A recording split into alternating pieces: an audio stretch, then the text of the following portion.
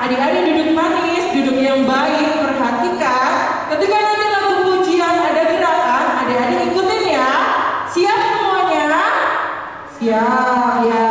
Adik-adik semuanya, adik-adik di rumah juga sudah siap untuk ibadah hari ini.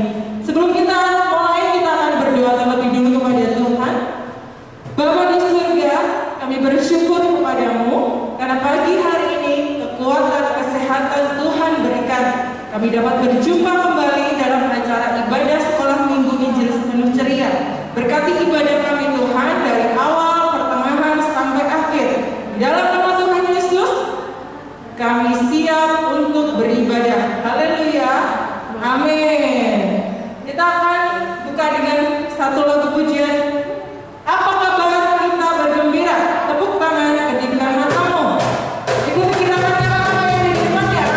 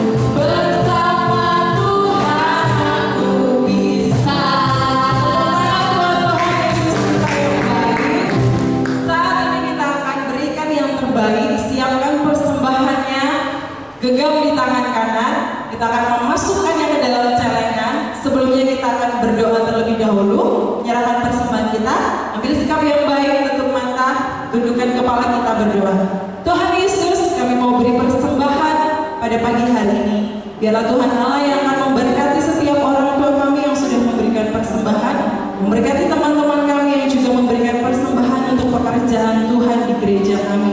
Kami menyerahkan ke dalam tangan kuasa muda Tuhan, dan kami berikan persembahan kami dengan penuh sukacita. Di dalam nama Tuhan Yesus, kami beri persembahan. Haleluya. Amin. Sambil kita memasukkan persembahan dalam celengan, kita angkat satu pujian, Ku hidup karena anugerah, semuanya karena kasih.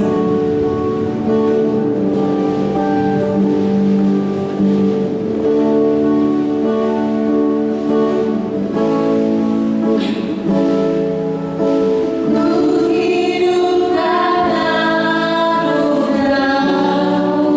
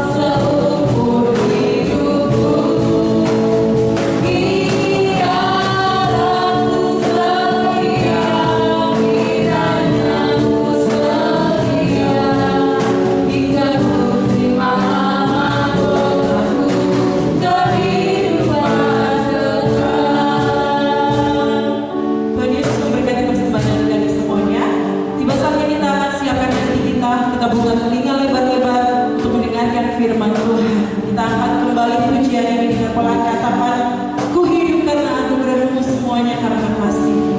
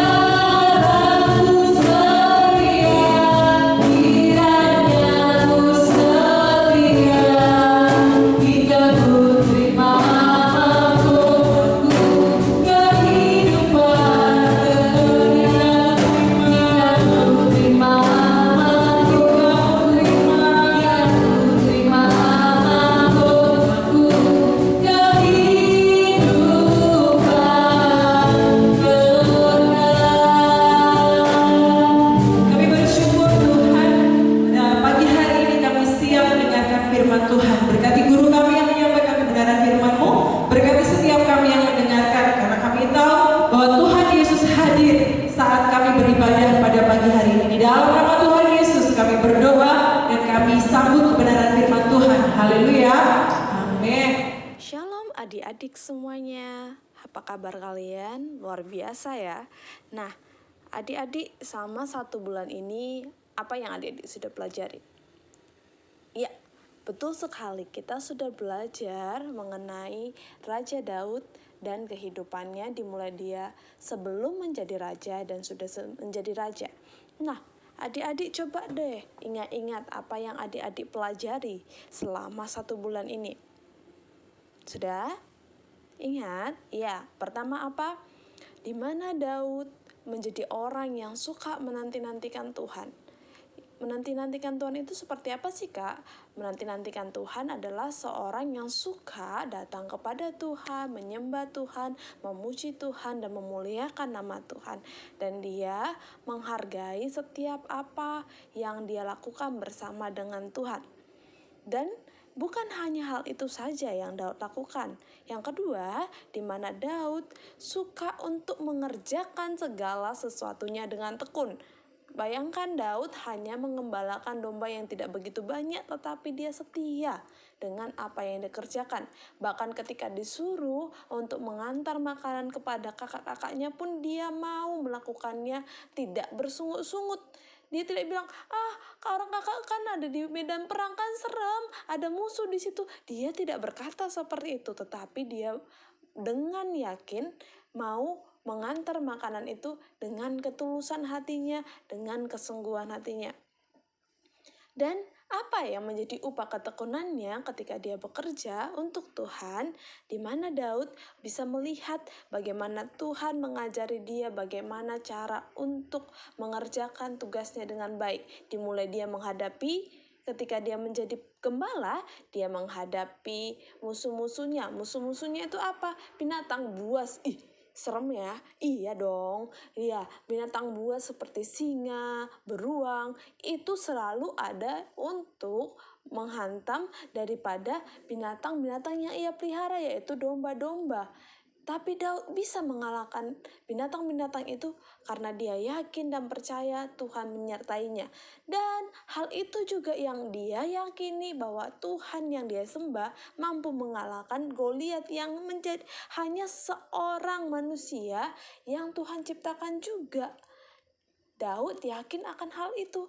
Nah, di sini kita bisa lihat ketika Daud setia dan tekun, Tuhan tambahkan kemampuan kepada dia. Dari dia yang hanya bisa jaga domba, dia bisa mengalahkan Goliat.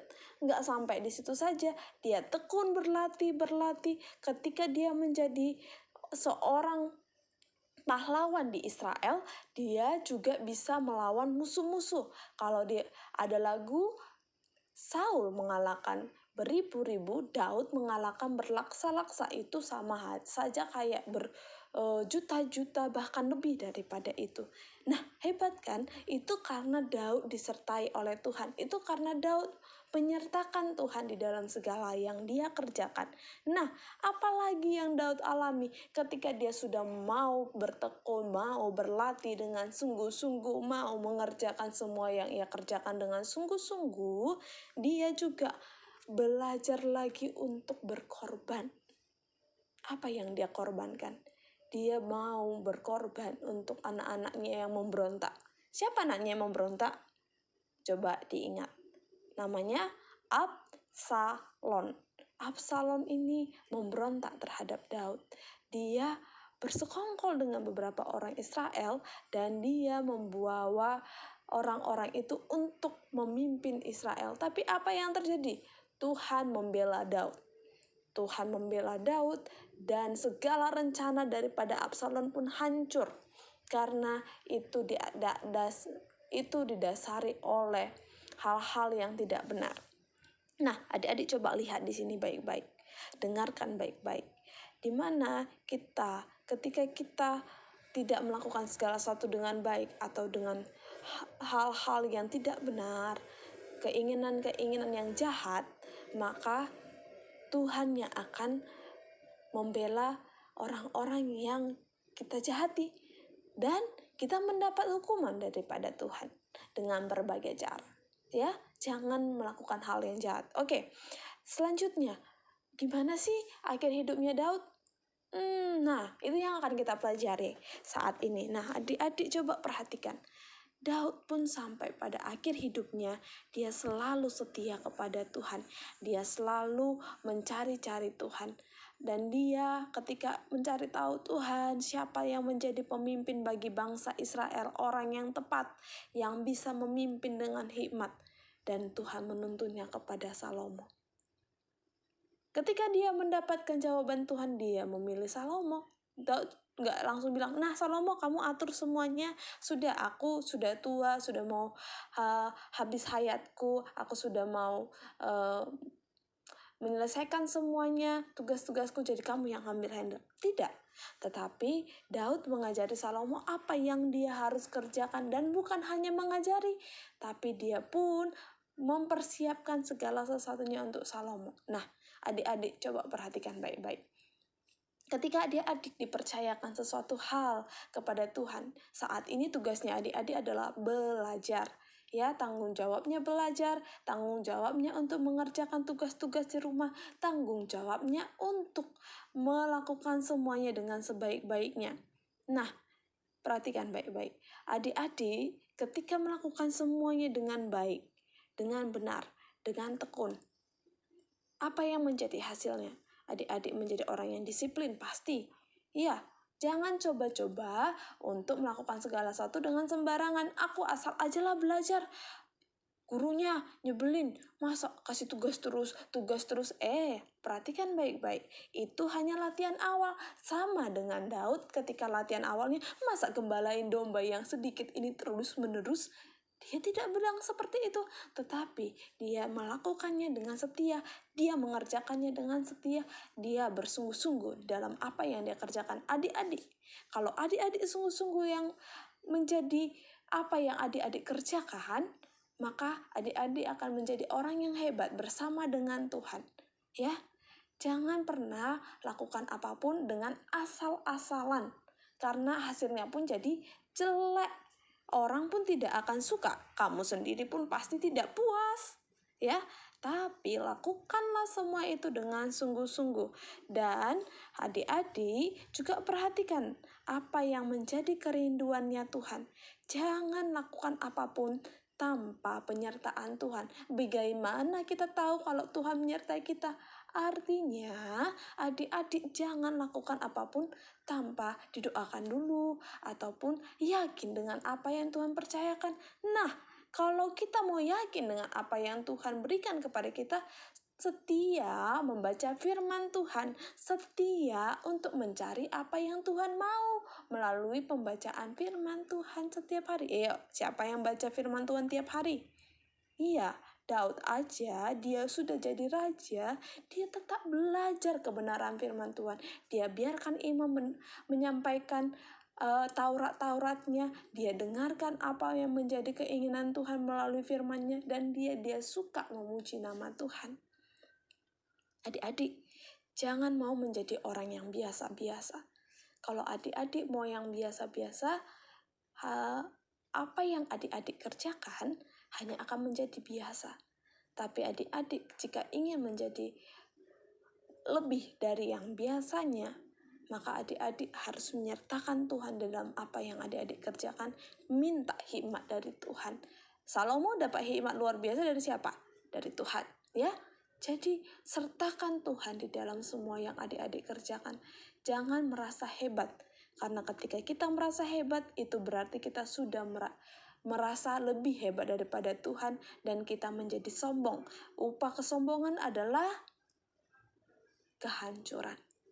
Jadi, tetaplah setia dengan apa yang adik-adik kerjakan, tetap mencari Tuhan, tetap bertekun dalam apa yang Tuhan berikan kepada adik-adik. Nah, adik-adik sudah belajar kebenaran firman Tuhan, saatnya kita akan berdoa. Mari kita bersatu dalam doa. Tuhan Yesus, kami bersyukur Engkau Allah yang setia bagi setiap kami, dan Engkau Allah yang menuntun kami di dalam semua yang kami kerjakan. Tuntunlah kami Tuhan bisa belajar layaknya Daud. Kami ingin Tuhan menjadi anak-anak yang luar biasa bersama dengan Tuhan, karena kami mau Tuhan belajar untuk lebih tekun lagi, disiplin lagi, dan benar-benar melakukan semua yang Tuhan inginkan dengan setia. Ajar kami Tuhan untuk hidup seturut dengan yang Tuhan inginkan, bukan dengan keinginan kami, tapi rencana Tuhan yang jadi di dalam setiap kehidupan kami. Kami berdoa dan bersyukur, haleluya, amin.